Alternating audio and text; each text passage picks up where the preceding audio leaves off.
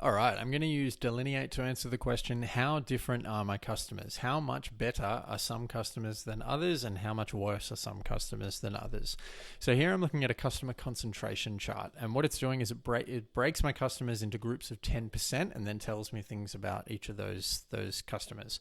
So I can see that the top 10% of my customers contribute 32% of my revenue, and that's typically what you tend to see, is that you have these great customers who tend to contribute disproportionately, and this is called the 80-20 rule, or the Pareto principle, or the power law. There's lots of different ways to call it. We can see that they typically have higher average order values, and that they discount about the same as most other customers, apart from this bottom 10% who discount a lot. But what really is kind of staggering is just how much contribution margin they contribute to the store. So contribution margin it's a bit like gross profit, but you also subtract out customer acquisition costs. So I have a customer, they spend $100. I paid $20 to in the cost of goods sold to them, $10 in shipping, so on and so forth. And then I also say, well, it also cost me $40 to acquire the customer in the first place. So I subtract that out, and then I get a contribution margin. What I can see here is that the top 10% of my customers have a staggeringly higher percentage of contribution margin to the store than pretty much all of my other customers. If you're wondering how it can be greater than 100%, it's because some customers are actually subtracting from my contribution margin. And so when we total all of these up, we get 100%.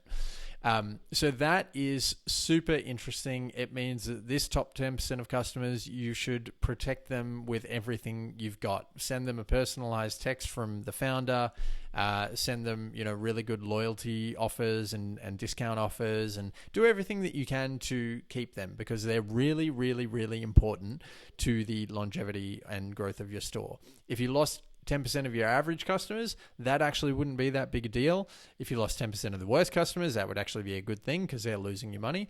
If you lost this 10% of customers, though, you lose a lot of money. And so that's a really, really big problem. So you should do everything you can to hold on to them and to ensure that they keep spending with your store. The other thing that you should definitely do is figure out what are the attributes of these customers so that you can attract and retain more of them.